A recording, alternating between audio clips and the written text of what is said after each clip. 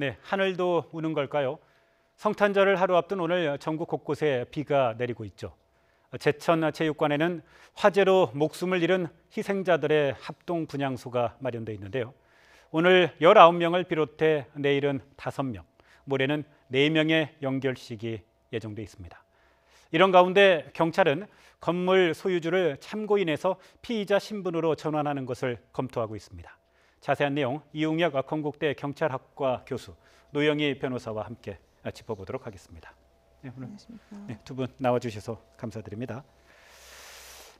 건물주 50대 이모 씨가요, 어제 참고인 신분으로 경찰 조사를 받았는데 경찰이 곧 피의자 신분으로 전환하는 걸 검토하고 있다고 하더군요. 네, 그렇습니다. 어떤 부분들이 지금 문제가 되고 있는 겁니까? 가장 핵심적인 것은 이제 그 업무상 과실치사상 혐의가 될 것 같습니다. 예. 이제 그 건물 주로서 총체적인 시설 관리 책임자로서 주려야 할 의무 자체를 게을리한 것은 아니냐, 이 혐의인 것이죠. 우리가 일견 알 수 있는 것도 그 2층에 그 비상구가 폐쇄되어 있음을 알고 있음에도 사실은 개방을 하지 않았다라고 하는 점이라든가 기타 관련된 3층, 4층의 여러 가지 시설상의 문제점, 더군다나 그 스프링쿨러가 과연 제대로 작동했는가, 이런 여부들, 이것이 그 상당 부분 의무를 해태한 점이 아닌가, 이것이 가장 이제 핵심적인 사항인 것 같고요. 예. 이것과 더불어서 이제 소방 관련된 그 법에 의하면 적어도 다중 이용 시설에 있어서는 출입구도 확보가 되어야 되고 또 비상구도 분명히 또 있어야 됩니다. 예. 또 관련된 그 시설에 있어서의 그 점검 사항도 시기 내에 그 소방 관청에게 정확하게 제출해야 되고요. 이런 등등에 기울여야 할 것을 제대로 하지 않았다고 하는 점에 있어서 지금 피의자 신분으로 조사될 확률이 상당히 크고요. 예. 현재 그 상태에서는 이 건물주 역시 그 부상을 당하고 있는 이유로 피의자 신분으로서의 소원에는 응하지 않고 있습니다. 따라서 경찰 관서에서는 5명의 수사관을 병원에 보내서 소위 그 대면 조사를 현재 진행 중에 있는 상태로 알려져 있습니다. 예. 그리고 또 한 가지 건물주에게 건축법 위반 혐의가 적용될 수 있다고 하죠.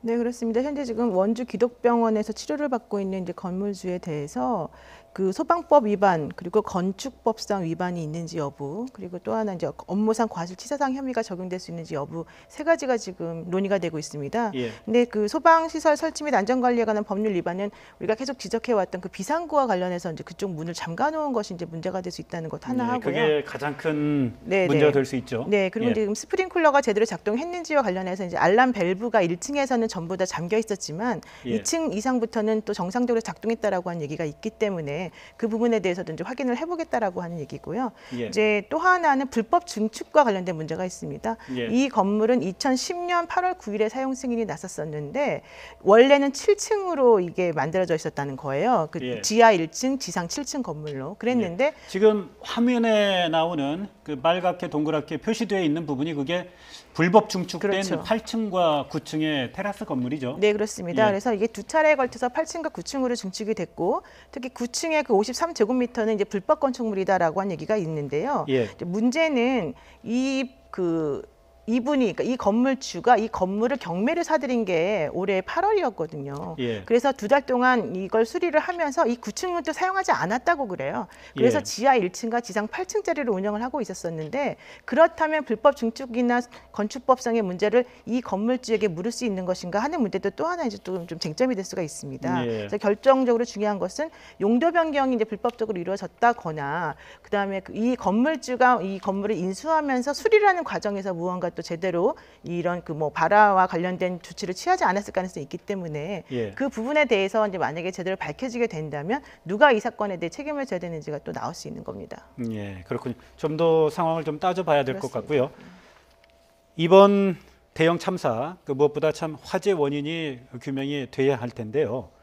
일단은 1층 찬장에서 불이 났다는 것은 대체적으로 증언들이 일치하고 있는데 보다 직접적인 원인은 지금 밝혀지지는 않은 거죠. 네, 그 부분이 가장 이 수사의 그 요체가 되지 않을까 생각됩니다. 어쨌든 그 1층 천장에서 스티로폼 등이 떨어지는 것을 우리가 CCTV로 확인을 했죠. 예. 그런데 구체적인 과연 이제 원인이 무엇인가를 밝히는 입장인데 지금 이런 그 설득력 있는 그 추정 자체는 당일날 어쨌든 간에 이 동파와 관련돼서 일정한 작업을 했었다고 합니다. 얼음 제거 작업을 했다고 하죠. 네, 예. 왜냐하면 이제 필로피 구조상 그 1층 위에 천장 부분이 상당히 그 얼음에 취약한 기온에 취약한 형태이고 더군다나 이 충주와 그 제천은 이 시기에 가장 그 추웠던 그 곳입니다. 예. 그래서 그 일정한 얼음 제거 작업을 했던 것은 분명한데 이때 일정한 열 기구를 사용했느냐 이것은 그 당사자들은 사용하지 않았다고 합니다.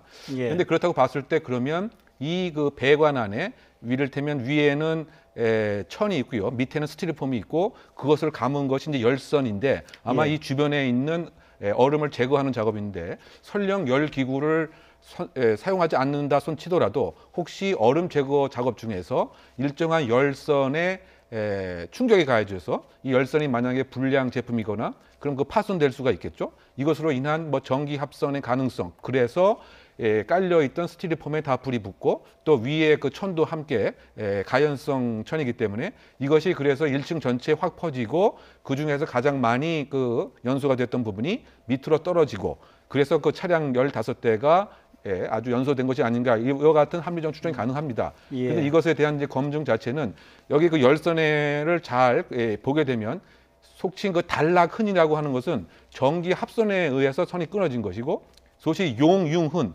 이것은 이제 불에 의해서 이것이 다 녹은 형태거든요. 그래서 그 지금 현장 감식은 어느 정도 마무리가 됐기 때문에 부분별 정밀 감식을 하고 있는 과정에 있습니다. 그래서 이 열선에 관한 조금 더 분석을 하게 되면 이것이 단락흔인지 아니면 용융흔인지 등을 통해서 일정한 판단이 가능하지 않을까 추정됩니다. 통상적으로 얼음을 제거하는 작업은 용접기나 우리가 토치라고 네네. 흔히 부르죠.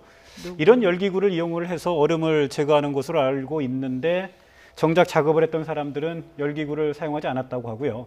그렇다면 도대체 열기구가 아니면 도대체 무엇으로 얼음 제거 작업을 했는지 그것도 좀 궁금하네요. 그러니까 뭐 혹시 뭐 이렇게 뭐 막대기 같은 걸로 이렇게 얼음을 직접 깨면서 이렇게 작업을 했는지 그것도 좀 그랬을 가능성도 사실 있고요. 예. 그동안에 이제 이 건물에서 근무했던 사람들이 얘기를 들어보게 되면 예전부터 이 건물의 천장에서 누수 작업이 많이 일어났었다는 거예요. 예. 그래서 아마 이제 물이 계속 차 있었던 상황에서 이번 사건 같은 경우에 뭐 전기 합선이었을 가능성도 사실은 조금 있지 않냐 이런 얘기도 나오는데 사실은 왜냐하면 누수라고 한다면 전기 합선의 가능성은 상존하는 거죠. 그렇죠. 왜냐하면은 지난번에 이제 화면에서 보았을 때 그 1층 천정에서부터 이제 불기둥이 사실은 아래로 푹 떨어졌는데 예. 그 떨어지는 모습이 가로로 되게 길게 푹 떨어졌거든요. 예. 그런 모습을 전문가에게 이제 물어보았더니 이거는 긴 전선에 불이 붙어서 내려온 것으로 좀 보인다. 뭐 이런 의견도 있어서 예. 정확한 건 확인을 해봐야 되겠지만은 실제 어떤 것 때문에 발화가 되었는지는 아직까지는 사실은 알지 못하는 상황입니다. 예, 사실은 이번 화재 사고의 경우 원인도 중요하지만 진짜 문제가 되는 거는 화재가 났다 하더라도 대피할 수 있는 장치와 설비들이 제대로 갖춰져 있었다면 이렇게 큰 피해가 나지는 않았을 거다라는 지적이지 않습니까? 네. 실제 화재가 나오고 난 이후에 이 건물 살펴보니까 지금 문제점들이 한두 가지가 아니에요. 네. 그리고 가장 이제 스프링쿨러가 이제 제대로 작동했느냐 이 여부부터 따져봐야 되겠죠. 예. 그러니까 1층은 어쨌든 간에 그 작동이 안 한 것 같습니다.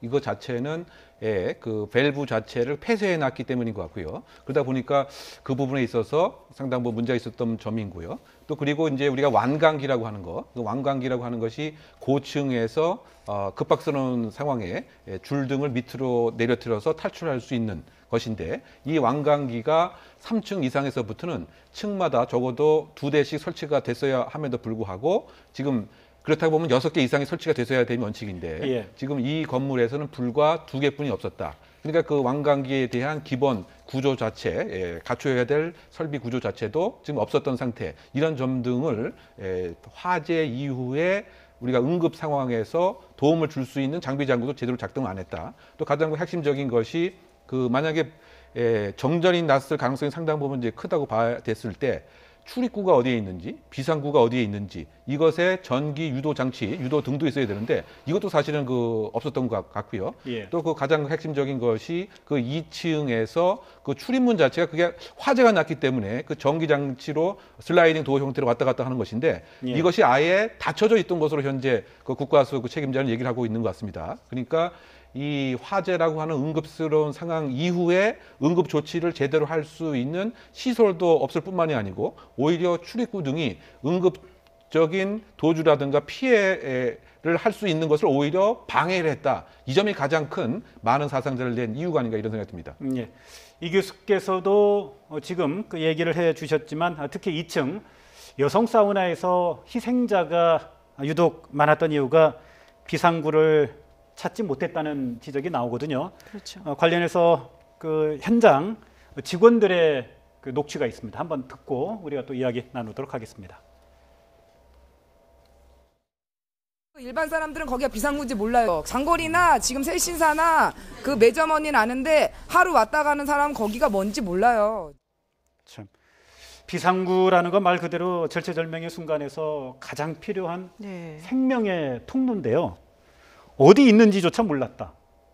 이게 참 납득이 안 가는 일이에요. 그러니까 이게 그 비상구를 아는 직원들이 거의 대부분 해고되었다라고 합니다. 예. 그러니까 그날 원래 비상구를 아는 사람들이 뭐 그 목욕탕 안에서 때를 밀어주는 세신사라던가 매점 예. 운영하시는 분들인데, 매점 운영하시는 분은 이미 이제 계약이 종료돼서 나오지 않았고, 세신사가 2명 있었는데 그 중에 1명은 그날 오후에 해고가 됐고 나머지는 이미 그 전에 해고가 됐다는 거예요. 그래서 지금 화면에 보면요, 저기 2층에 비상구의 입구의 목욕바구니에 모습인데요. 막혀있는, 네네. 지금 양 옆에 저렇게 그 목욕용품들이 선반에 놓여 있고요. 네. 비상구로 통하는 출구 자체가 굉장히 좀 50cm 정도밖에 안 되는 그 좁은 공간만 예. 남아 있다고 하죠. 네. 저게 비상구라고 누가 생각할 수 있을까요? 그러니까 아무도 생각할 수가 없는데, 이제 2층 설계도면을 확인을 해보게 되면 예. 왼쪽에 욕탕이 있고 오른쪽에 황토방과 비상구 계단이 있다는 거예요. 근데 예. 비상문은 저 황토방 밑에 있다라고 하는 거거든요. 근데 황토방 예. 밑에 목욕 바구니 100개를 놓을 수 있는 2m짜리 철제 선반들이 놓여 있어서 예.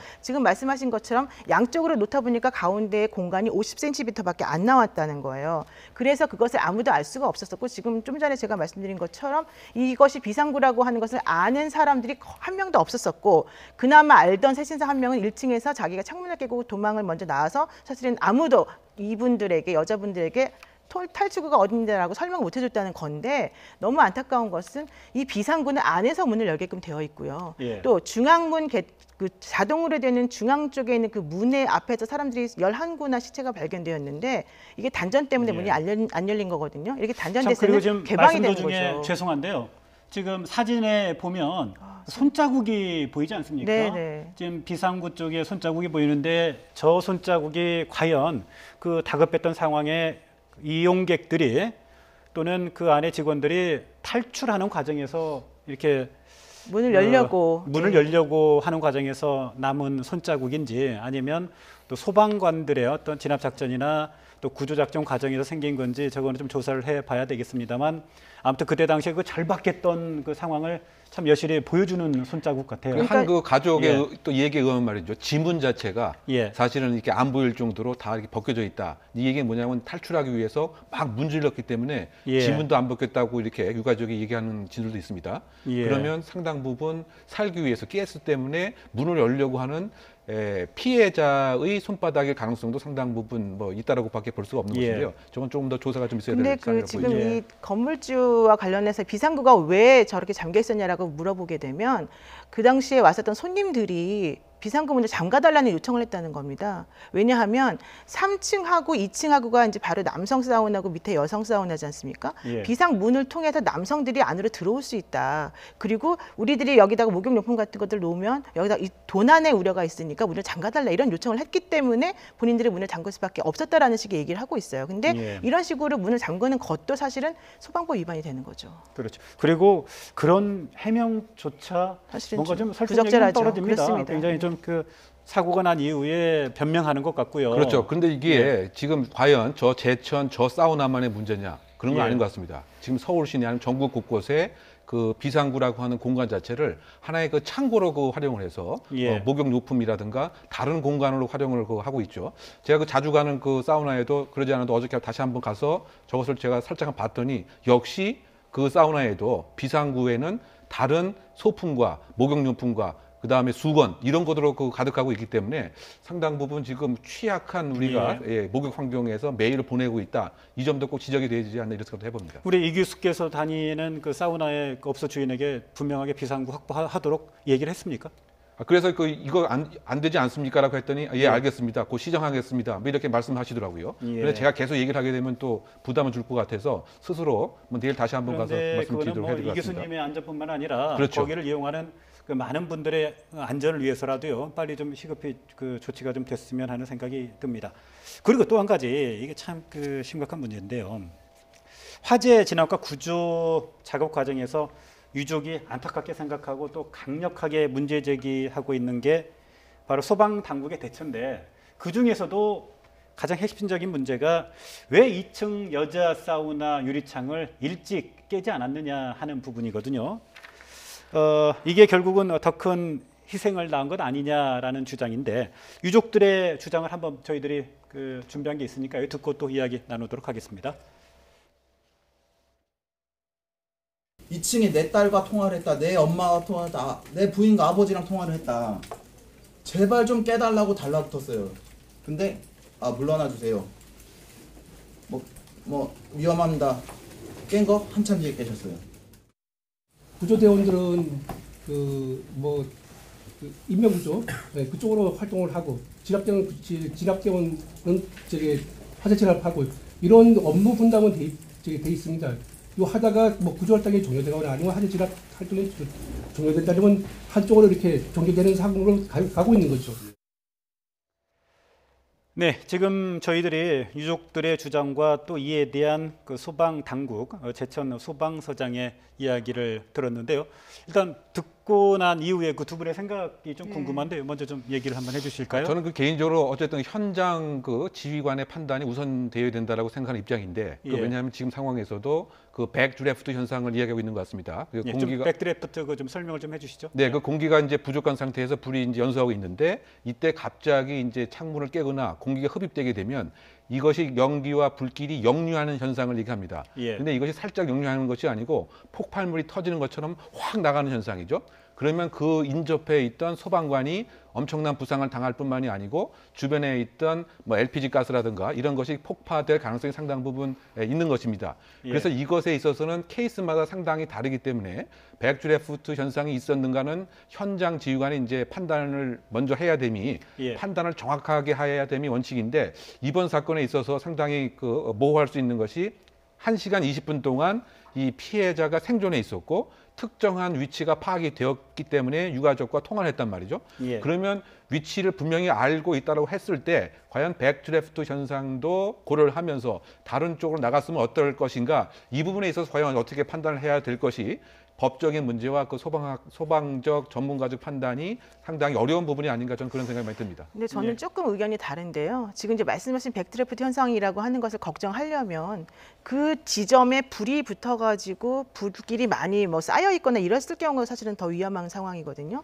근데 지금 이 유족들이 얘기하고 있는 것은 2층에 목욕탕에 있는 여성들이 들어있었던 그런 공간인데, 그곳은 사실은 그을린 흔적이 없어요. 예, 불에 타는 적이 거의 없다고. 예, 그러니까 하더군요. 그곳은 불길이 가지 않았다는 얘기예요. 그 예. 얘기는 그렇다면 백드래프트 현상 얘기를 할 필요가 없는 것이고, 예. 오히려 그쪽에는 유독가스가 계속 들어갔을 수밖에 없거든요. 그러니까 예. 유독가스 때문에 질식사를 한 것인데, 이 유독가스에 의한 것인 경우에는 창문을 깬다라고 해서 백드래프트 현상이 일어난다라고 하는 것은 사실 상식적이지 않아요. 그래서 우리가 주장하고 싶은 것은 무엇이냐면은, 당시에 판단을 물론 잘 하셨겠지만 그럼에도 불구하고 좀 아쉬운 부분이 상당히 많이 있고, 또 하나 말씀드리고 싶은 것은 3층에 사는 남성분들이 비상계단을 통해서 내려왔지 않습니까? 예. 그러면 아래에서 바깥에서 사람들이 보기에는 3층에서 남성들이 내려오는 게 보여요. 예. 그러면 구조가 똑같아요. 3층에 비상계단이 있으면 2층에도 있는 거거든요. 예. 그러면 여성분들이 못 나오고 있다는 것을 확인하고 전화로 살려달라는 얘기가 들린다면 예. 2층에 있는 비상문을 소방대원들이 깨야 되는 거예요. 예. 그래서 문을 열어주면 사람들이 가스가 바깥으로 나가서 공기가 깨끗해지고 숨을 쉴 수가 있는 것이고, 그분들이 내려올 수 있는 구조가 되는 거지 않습니까?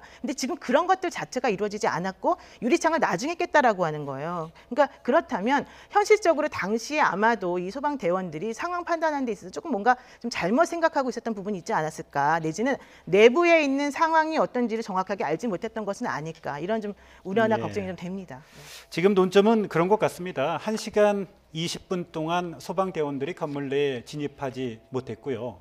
그 사이에 2층 여성 사우나에서 많은 희생자들이 발생했다는 건 사실인데, 그렇죠. 자, 그렇다면 소방 당국이 현장에 화재 진압의 어떤 작전을 짜는데 판단의 미스인지, 아니면 평소 또 어떤 훈련의 어떤 문제인지, 이런 부분들은 좀 더 화재 원인을 정확하게 규명을 한 이후에 파악을 해야 될 문제라고 생각이 듭니다. 그리고 참 한 가지 진짜 또 안타까운 문제가요. 소방차가 진입을 하려고 해도 불법 주차 차량들 때문에 사실상 진입을 제 시간에 하지 못했던 일이 이번에도 또 생기지 않았습니까? 그렇죠. 뭐 이제- 도착 자체는 그 뭐 7분 만에 도착을 했지만 예. 실질적인 작업이 뭐 이루어진 것은 뭐 30분, 1시간, 또 1시간 반 이후에 있었던 것입니다. 가장 큰 이유 자체가 주변에 있었던 그 불법 주차 때문인데 평상시에도 이곳에 그 불법 주차가 상당히 많이 있었던 이런 그 탓인 거죠. 그러니까 그 소방 당국의 입장에서는 좀 과감하게 할 수 있는 법적 근거도 상당히 그 부족하고 나중에 그 손실 보상에 대한 책임을 소방관 개인이 지는 이런 압박감 때문에 상당히 그 소극적으로 임할 수밖에 없었던 이런 문제가 가장 큰 것 같습니다. 그래서 이것과 관련된 예. 문제가 과거에도 많이 지적이 돼서도 국회에서도 법안이 마련되었지만 계속 지금 그 잠자고 있는 형태죠. 그러니까 그 중요한 지역에 소방차를 의무적으로 주차할 수 있는 공간을 확보할 수 있는 것에서부터 또 과감하게 이것을 그 제거하고 장비를 사용해서 소방 당국에서 아예 차를 이렇게 다른 곳으로 끌어갈 수 있는 권한과 또 장비도 보유할 수 있도록 하자 이런 법안이 그 마련이 되었지만 지금 그 국회에서는 이것을 법안만 마련했지 뭐 상임위원회에서 전혀 심사도 안 되고 있는 이런 상태가 아닌가 하는 점에 좀 비난을 가고 싶습니다. 예. 뭐 미국 등 일부 선진국의 사례를 좀 따라갈 필요가 있어요. 소방 당국에 보다 적극적인 권한을 주는 게 좀 필요할 것 같다는 생각이 드는데요. 그게 맞습니다. 미국 같은 경우에는 소방이나 뭐 화재 진압에 방해가 되는 식으로 주차를 해놨을 경우에는 차를 견인할 수도 있고 차량을 손괴할 수도 있습니다. 예. 그런데 만약에 그것이 잘못된 판단에 의한 손괴였다 하더라도 소방대원 개인에게 책임을 묻지는 않거든요. 근데 우리나라 같은 경우에는 2015년부터 올해 6월까지 소방대원 개인에게 책임을 묻고 소송을 제기한 사례가 많고요. 20건이 넘고요. 실질적으로 손해배상을 해준 것도 732만 원 정도에 달한다고 합니다. 그렇다면 사실 소방대원들이 실제 구급 현장에 가더라도 소극적으로 대응할 수밖에 없어요. 왜냐하면 그분들이 나중에 책임을 물어야 되고 또 보험회사가 보통 이분들에게 손해배상 청구 소송을 하거든요. 그러니까 예. 그런 것들을 고려해 본다면 관련 법률이 개정이 되는 게 반드시 필요하다고 보겠습니다. 예. 저희들이 이렇게 큰 사고가 나면 그 문제점을 제기하게 되고요. 또 교훈으로 삼고자 여러 각도에서 살펴보지만 진짜 중요한 건 늘 그런 실수가 되풀이 된다는 생각이 듭니다. 네, 오늘 두 분 말씀 감사드립니다. 예.